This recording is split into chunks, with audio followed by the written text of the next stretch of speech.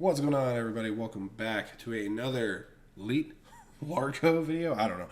Welcome back to a new video on a kind of like a sidestep in content that I'm doing. This is what we call diversifying your YouTube channel. We're going to be delving into the NFL free agency period, and I'm going to be going over some stuff. So anybody who's been on this channel for a while knows that this is kind of out of the blue. Sports? NFL? What is this? Well, the truth be told, I was a diehard NFL fan back in the, I'd say probably going back like 4 or 5 years ago, all the way into my teenage years when I was like 12, 13 years old.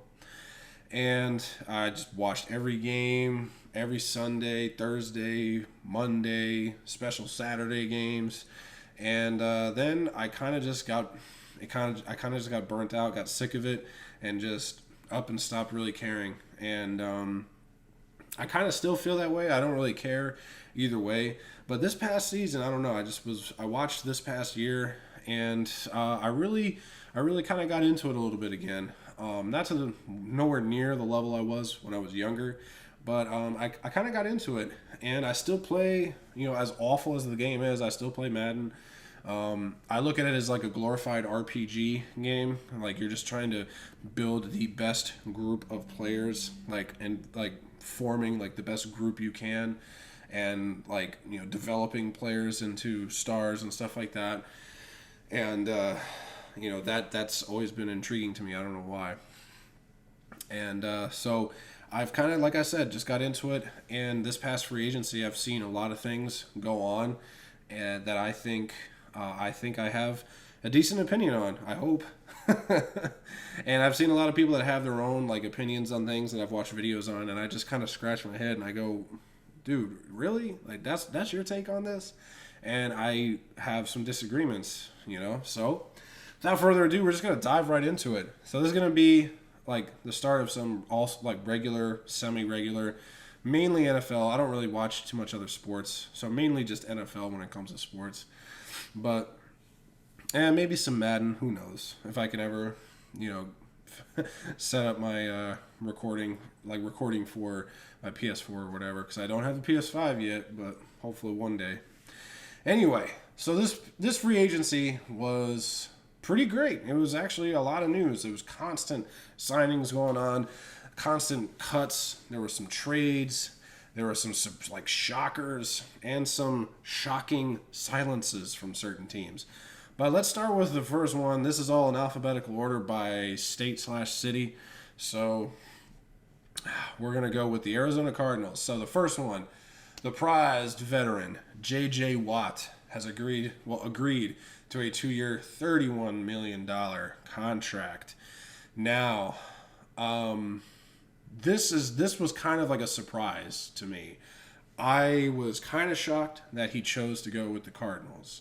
Now, if it was just for money reasons, all right, go get paid, man. You're one of the best defenders of the last, 5, 6, 7 years. Why not? Just go get that money. But I feel like JJ is looking for that championship. I mean, he's been to the playoffs a handful of times, but never really had that chance to get to the Super Bowl.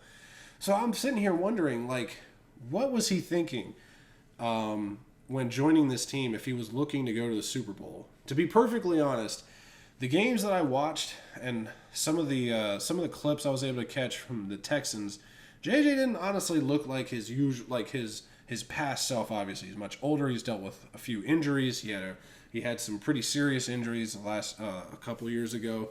So he's not the same player he was. Obviously, wear and tear. But I mean, he's still a presence on the field. So I was thinking, why not go to a team that's more prepped to win right now, not a team that's clearly still building a little bit. And I'm not convinced. I'm not convinced in the Cardinals. I don't really consider them a playoff contender. I still don't. Even after everything that they've done in this, I mean, outside of J.J. Watt and another signing, all they really did was retain a lot of players, which are pretty useful. I mean, you want to retain players that were made your team successful in the first place. But I was like, why didn't JJ like go to a team like Green Bay, or heck, there was some floating the idea of going to Tampa and chasing the ring there. I thought that would have been hilarious, but there was no way the Bucs could have afforded him. Maybe going to like Seattle, or going to I don't know, this Baltimore. Like there's tons of different avenues he could have gone in, directions he could have gone in. Like I don't know why, but I just keep thinking Green Bay would be like the number one target for veterans like JJ Watt to go to. And I got some opinions on Green Bay and why no one would have been able to sign there, but anyway, he lands with the Cardinals. We'll see what happens. I mean, free agency is one of those things where it's like one of the most overhyped times of the NFL season next to the draft, because it's before camps, it's before training camp, it's before preseason. We're getting 17 games. Let's not forget that, and only 3 preseason games. But, this is before injuries. This is before, seeing how the production of all these signings actually, turning out. Some of these players may not even be on the team into the heart of the season. So we'll see. So I don't know. I felt like there were probably a few other teams JJ could have gone to that are more playoff ready and ready to compete for a championship. They re-signed cornerback Robert Alford. I mean, Alford has always been one of those blue chip guys. They lost Patrick Peterson, so they kind of had to keep somebody around, some kind of veteran. They also have Byron Murphy, who's very promising. So I get it. He's a veteran, so it's always good to have a veteran around. They re-signed Marcus Golden, which is a solid signing. He was arguably their best pass rusher, I think, next to, I'm not sure how good Hassan Reddick has been, but I know Marcus Golden, he's been around for a while. And they're giving him $9 million over 2 years. So they must really have, he obviously did his part. They re-signed Andy Lee, Tanner Villaggio, Kelvin Beachum. Kelvin Beachum, I don't know. Like, their offensive line for the longest time has not been that good. So they really need to get some work done in the draft. Another one they signed was AJ Green, and that's another huge head scratcher. Like, bro, AJ, you probably could have had your pick of the teams to go to, and he's going to the Cardinals.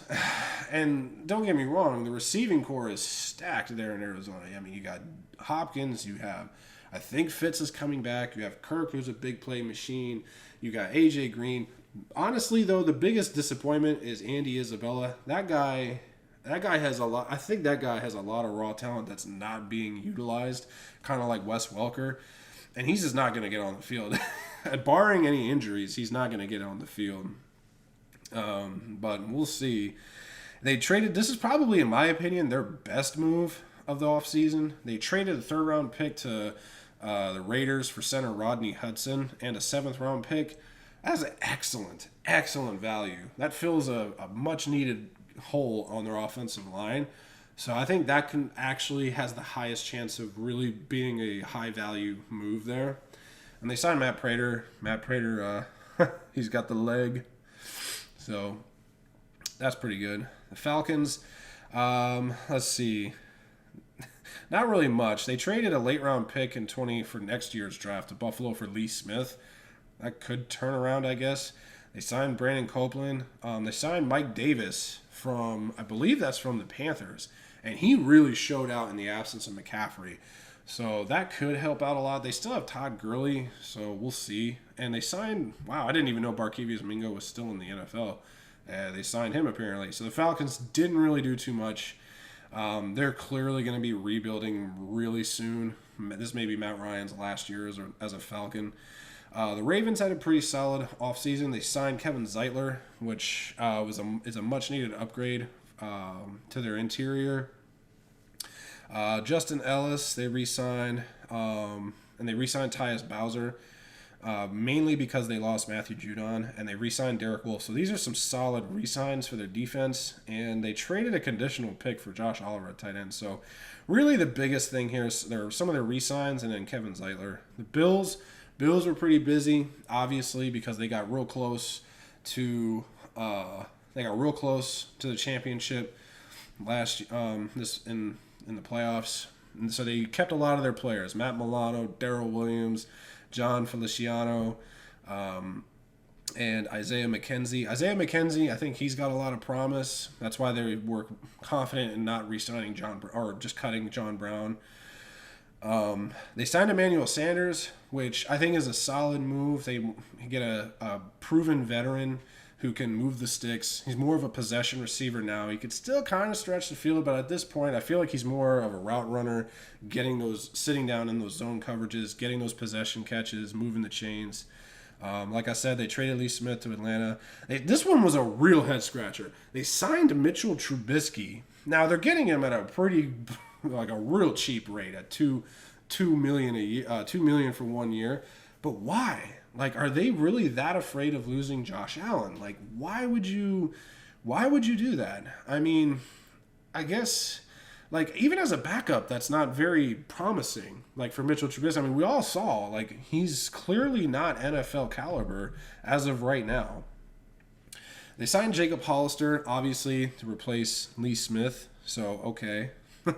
So the Bills, they were busy as far as, like, re-signs and a few important, like, free agency signings. The Panthers had a interesting, to say the least, offseason. So they franchise tagged Taylor Moton. They signed tackle Cam Irving. They signed guard Pat Elflein. And yeah, so the Panthers had a huge issue with offensive line last year. And they didn't really improve at any of these positions. Taylor Moton's obviously probably their best one. Cam Irving, he's bounced around the league a little bit, and he's never really shown that taking that next step. And Pat Elflein, he was part of one of the worst offensive lines. I think he was with the Jets. That whole group was awful. So I don't know what they see here, and they're giving him $13.5 million over 3 years, with $6 million of it guaranteed, and then $8 million guaranteed to Irving. So I think they're just throwing darts at a board at this point. They signed Denzel Perryman to a 2-year deal. That's pretty good. They need to solidify that linebacker core with Shaq Thompson. So having that veteran is always good. They brought Hassan Reddick over from the Cardinals. 1 year, $6 million deal, but with incentives, it could be 8. So if he turns out to be a playmaker, he can get 8. But a $6 million deal on a kind of like one of those I don't know players. And they signed Morgan Fox. They signed Rashawn Melvin, David Moore from Seattle, Dan Arnold from, I think he was with Arizona. So really some just interesting signings here. Denzel Perryman and Hassan Reddick, in my opinion, are the two probably most notable signings that could have the best upside. David Moore, I'm not sure about. I mean, they lost Curtis Samuel. That's about it. All right, the Bears. So they did probably the best thing they could have done and franchise tagged A-Rob. They cannot afford to lose him. They re-signed a bunch of players like Cairo Santer, like their kicker, their punter, re-signed Mario Edwards. They cut Bobby Massey, which, I'm not surprised. He's not that great at this point in his career. Everybody's dunking on Andy Dalton. I mean, especially since they're giving the guy $10 million for 1 year of play. But everybody's kind of dunking on this dude, like, oh, this is so stupid, like, why Andy Dalton? This is a wasted year now. It's like, I don't know. I still have faith in Dalton. I mean, his time in Dallas as a whole was a train wreck. You can't pin it all on him. Nobody was playing up to their level that year, especially the O-line. I mean, the O-line was injured, but Zeke didn't do anything. I mean, it was a different team every week. So I'm interested to see what he can do in Chicago. Really, though, I don't have much faith in the coaching staff there, but we'll see. They re-signed Jermaine Ifedi, Deion Bush, and then they brought in some people I don't know. D'Angelo Blackson. I know Jeremiah Tachu. They also brought in Damian Williams, which is pretty good. They haven't really got the best out of their running backs, so Damian Williams can help out a lot. And they brought in they cut Kyle Fuller, which I don't know about that. And to replace him, they brought in Desmond Trufant. And look, we all saw his work in Detroit. And it wasn't that good. So he's definitely a far cry from the player that he was when he was in Atlanta, when everybody thought he was like the next best DB. The Bengals, they made some interesting moves here. So they re-signed a bunch of people. They brought in now Trey Hendrickson. This is probably one of the biggest boom or bust, like high risk, high reward kind of players. He had a breakout year with the Saints. He got a 4-year, $60 million. And if this falls flat, man, I mean, it's just going to be the most bungle thing the Bengals can do. But I'm hoping he works out, man, because he had a breakout year, and that's the problem with free agency, man. A lot of these players, they just have that tendency to have a breakout year right when their contract's ending, right in time to cash in. So we'll see. And then they signed Chidobe Awuzie. He was with the Cowboys, I believe. I guess he was all right. I mean, the Cowboys were so strapped for cash after paying, Dak. Well, paying Zeke first, then Dak. They signed Mike Hilton, which was a decent signing. Let's see. Riley Rife, I'm not convinced is going to work out as well as they're hoping for. They did trade Ryan Finley to Houston, which is interesting. And that's going to be one hell of a topic when I get to it. They signed Eli Apple, who was with the Saints, I believe, this past year. He's another one that's just like Desmond Trufant. It's not, who knows. There's no financials attached to it, so it's probably like a discount deal. They signed Quentin Spain, re-signed there, and Ricardo Allen is another possible just veteran signing. We already know what kind of player he is, so we'll see what happens. The Browns, again, they made some splashes here. They signed safety John Johnson. So a $33 million contract. This could work out great. He was one of the top players, safety players, defensive backs, I should say. They signed Takk McKinley for a 1-year, $4 million deal. Now, this guy, since he got to Atlanta, has been a disappointment. So I don't really know what to expect there. Maybe being surrounded by more talented players, he can have a chance to flourish. They brought back Rashard Higgins, which was big. I think he's an undervalued receiver. They signed Troy Hill, which is a huge one.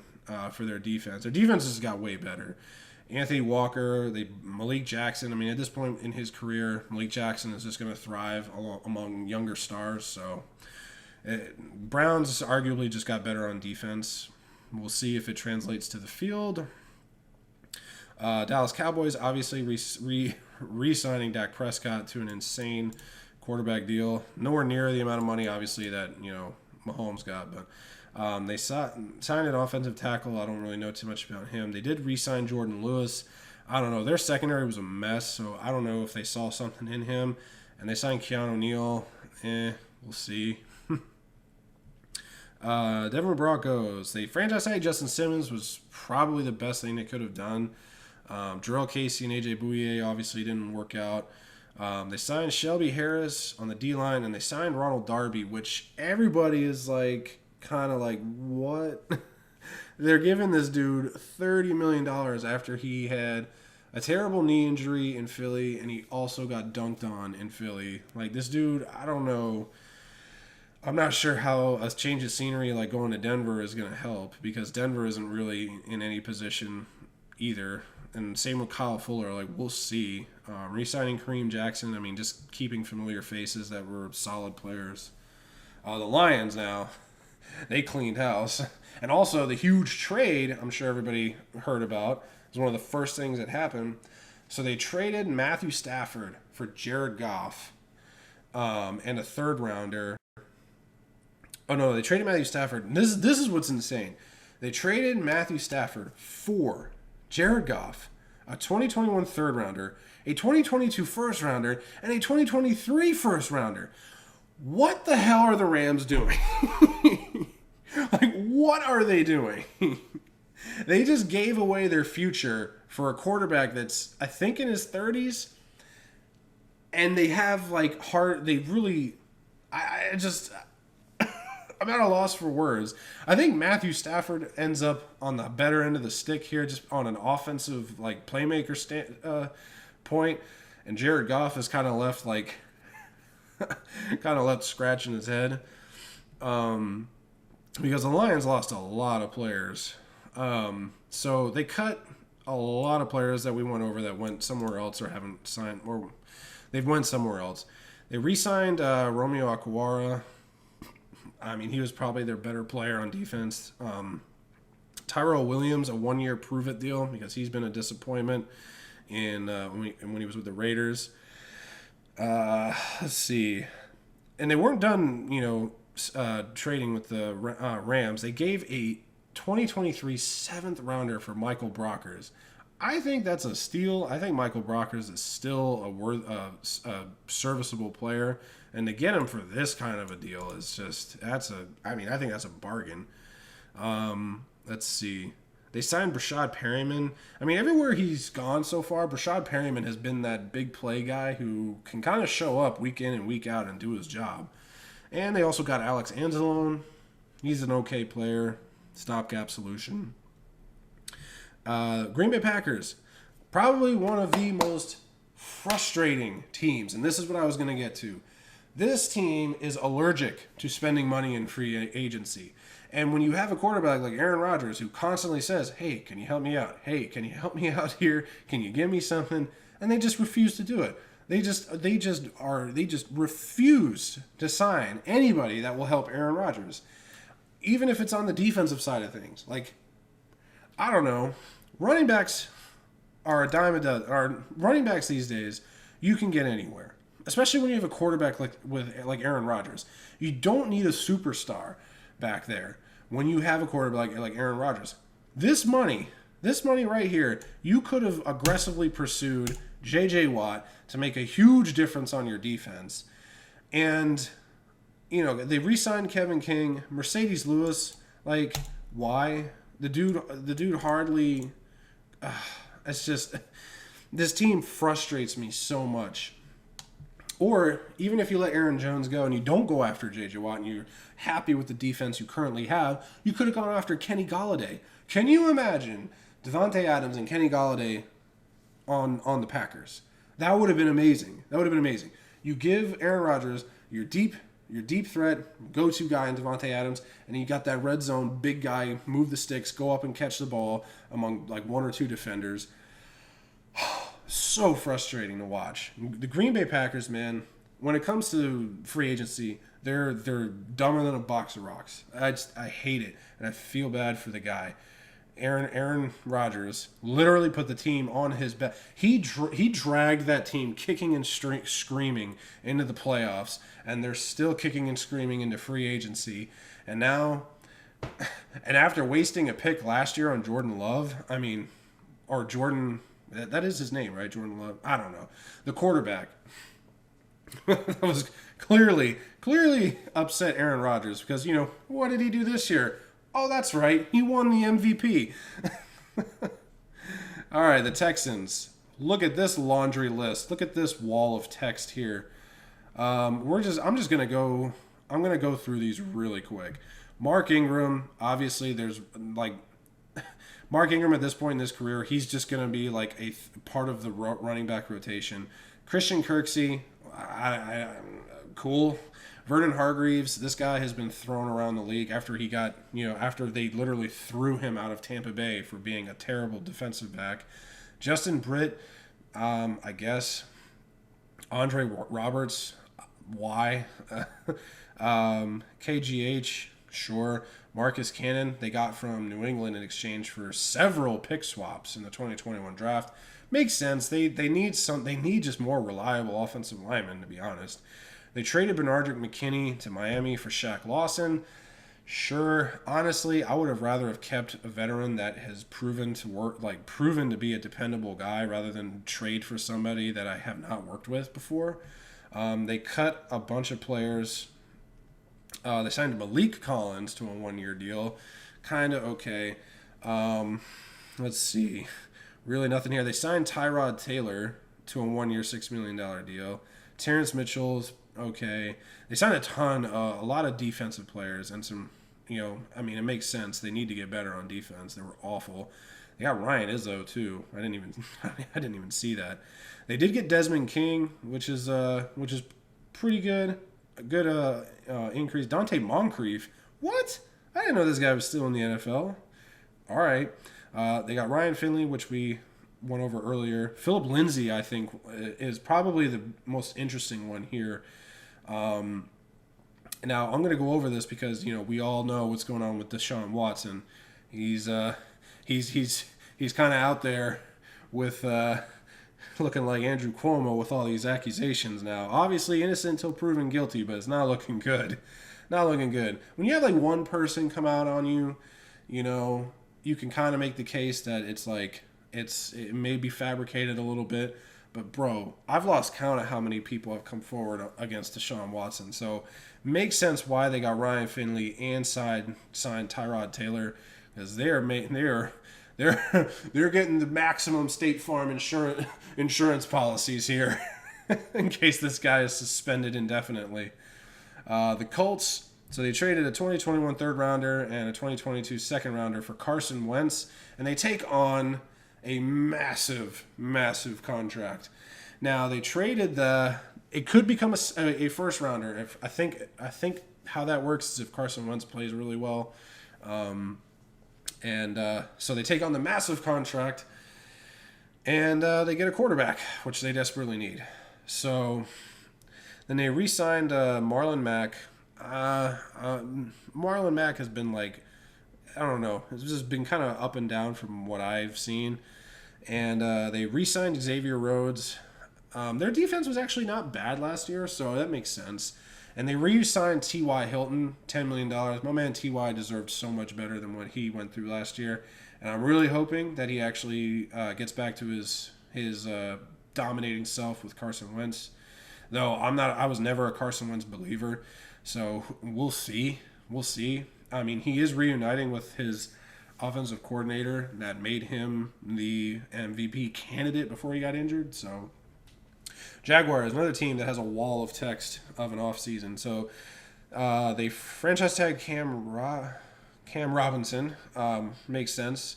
They're kind of just wanting to see if he continues to play at a high level or excel or whatever. Let's see. Roy Robertson Harris. I actually don't know who this is, so you'll have to excuse me on that one because that's a pretty significant contract for 3 years for a defensive lineman. Same with Rudy Ford. They signed Philip Dorsett, which just adding more depth. Carlos Hyde, which I think is maybe one of those under the radar signings, but I do like their running back. James Robinson, I think that's his name, or Jonathan Robinson. I don't know. Jonathan Robinson, maybe. I don't know. They had a rookie running back who looked really good this year. Rayshawn Jenkins at safety, re-signing Sidney Jones. Shaquille Griffin, really big signing there. They've been desperately needing to fill the void there left by AJ Bouye and Jalen Ramsey. What's funny is they signed Tyson Alualu, who was originally drafted by them, which was interesting. They signed Marvin Jones, which was a huge one. Everyone thinks that they're going to draft Trevor Lawrence, so it looks good that they're really getting a huge smorgasbord of players for him to work around. And Marvin Jones, I think, is going to be great, and I think it's going to make DJ Chark play a lot better. And they brought in C.J. Beathard, which is interesting. You never know with a rookie quarterback. I'm really hoping they do the smart thing and take Trevor Lawrence. I'm a huge Trevor Lawrence fan. It's a few things I know about college football. All right, so we got Kansas City. This was a head scratcher. They cut 2 of their starters at offensive tackle, and then they also cut Damian Williams. Now, they did sign Joe Thuney, who was probably the best interior offensive lineman. I mean, $80 million. Whew. They brought back Taco Charlton. I don't know how that's going to work. Kyle Long came out of retirement, ladies and gentlemen, just to sign with the Chiefs. And they signed Mike Remmers. I don't know why.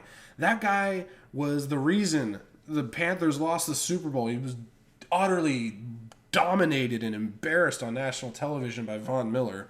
And they're giving this guy $3.5 million. If he plays well, he can get 7, but I don't know. I don't think that's going to work out. Let's see. The Raiders, some real head scratchers. So they traded Gabe Jackson to Seattle.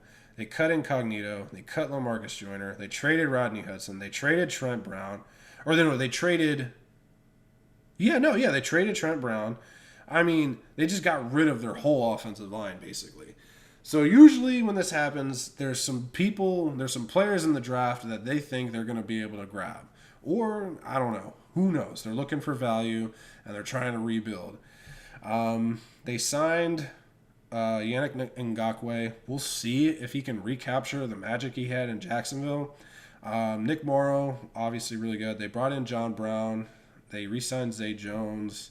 They signed Kenyon Drake, which was kind of odd. I didn't really understand why. And they brought in Nick Martin and Andre James at center, so they're obviously going to be competing for the starting job. And, so a lot of trades and a lot of low-key signings outside of Ngakoue and Drake. But, again, I don't understand it when you have Josh Jacobs and Jalen Richard. So, we'll see. We got the Chargers. Not too much outside of Corey Linsley, which was huge. They desperately needed to get better. Re-signed Michael Davis, which was huge. They brought in Matt Filer, who could play both guard and tackle, which is always good. Jared Cook also to fill the void from Hunter Henry. And that's not really... I mean, we'll see. We'll see how that works. The Rams obviously traded Jared Goff for Matthew Stafford. They brought back Leonard Floyd for $64 million. I mean, that's Aaron Donald money almost. Like, they traded Michael Brockers, obviously, and they signed Deshaun Jackson. So, we'll see. But, man, like, Leonard Floyd is making a lot of money. He's really going to have to keep it up. The Dolphins, again, they did the trade. This is the funniest story here, bro. Okay, so Isaiah Wilson, we all know the story here. Isaiah Wilson didn't play last year. He kept bad-mouthing the Titans, kept talking about how he wanted to trade, talking all this crap on Twitter, tweeting all this crazy stuff.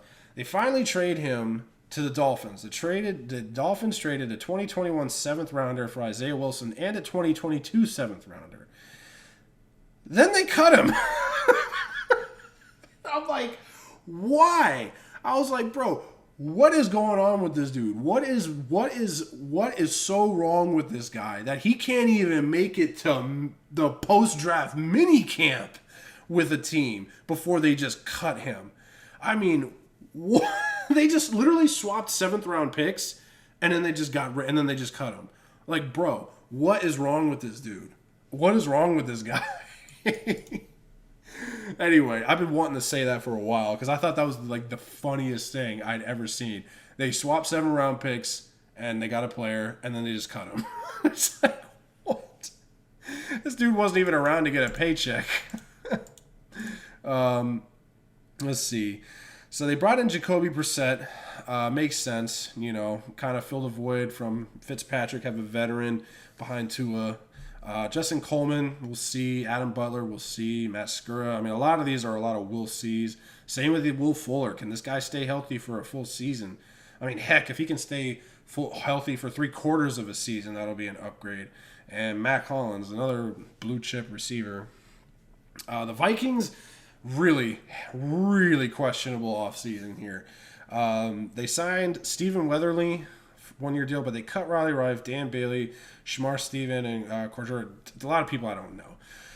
So in this thing, you're thinking, okay, they need to go out and they need to sign offensive linemen. Maybe go after Kevin Zeitler, maybe go after Joe Thuney, maybe go after so-and-so. Like, maybe try and work a deal since the Raiders were obviously willing to trade everybody away. Then they go out and they just literally spend all their money on defense. I mean, I get it. Their defense was terrible last year.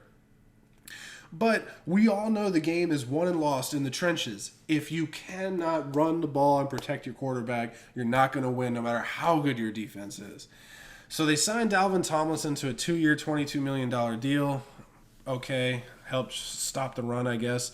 Nick Vigil, I guess, okay. Patrick Peterson, a $10 million deal. I don't know if he was worth that much. We'll see. He really needs the ball this year. And then they re-signed Amir Abdullah. He was somebody I liked in college, back when I was kind of keeping up with college, and he just hasn't really turned it on like in the NFL. Now the Patriots, holy moly, talk about a wall of text. So they re-signed Cam Newton. They re-signed Justin Bethel. They traded Marcus Cannon to Houston for several picks. Traded a 2022 fifth rounder for Trent Brown. They signed Jonnu Smith and also Hunter Henry. So these two plays I love. These are awesome signings for them. They also signed,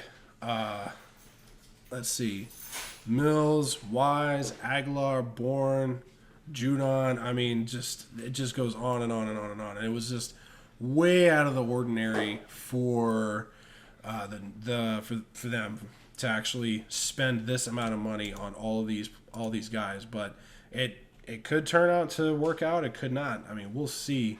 But I honestly like a lot of these, and I think it's really, really going to benefit them going forward.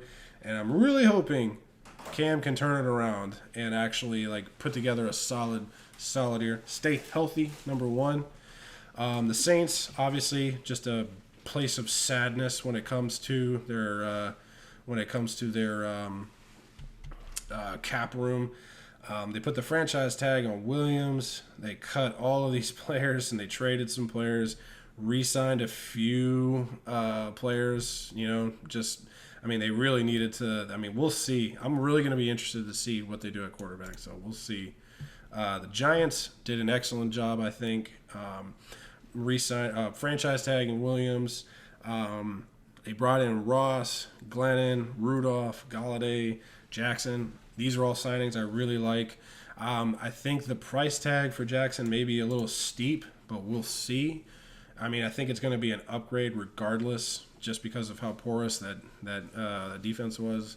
The Jets obviously tagged May, brought in Davis, and then Corey Davis at receiver, brought in Carl Lawson, Joyner, Cole, Croft, Rankins. A bunch of solid players. So obviously they did half the rebuilding here in free agency. Philly, another bucket of sadness. A lot of cuts and only 2 signings. And how about that? Mr. Flacco himself. The Steelers, again, not a lot of action. Just some re-signings here with Schuster and McLeod, Sutton, really not a whole lot. Niners, they dished out some serious cash here. So they re-signed Verrett, Mosley, Juszczyk. But then this one here, Williams, $138 million.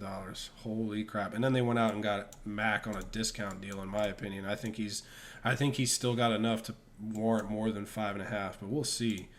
Let's see. I'm kind of hurrying up here because I want to get through this video.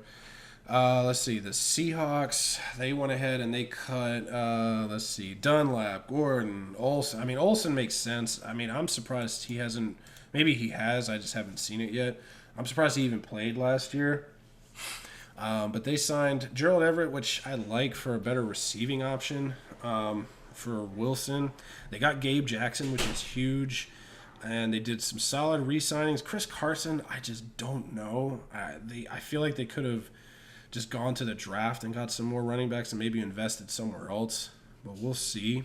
The Buccaneers, in my opinion, knocked it out of the park here. Just re-signing.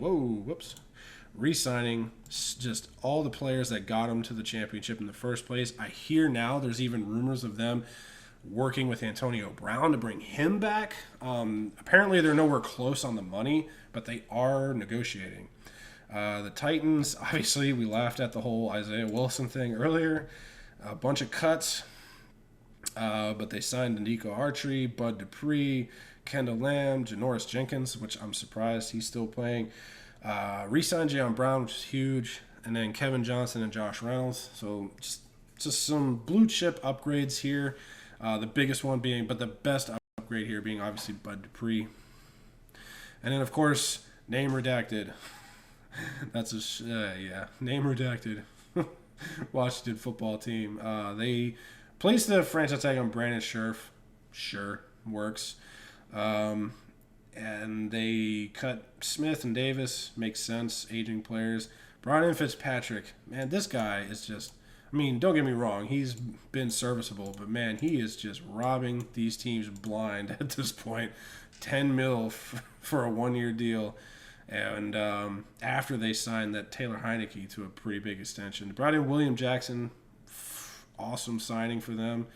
Lamar Miller, I think, can work out pretty well. Curtis Samuel, I think, can work out really well as on top of that. And with that being said, that's the whole recap of the free agency period. So let me know what you think in the comment section down below. Let me know if you agree, disagree, have some remarks, some rebuffs, anything like that. And I will see you all in the next video that I decide to do on this topic. And I will catch you all later.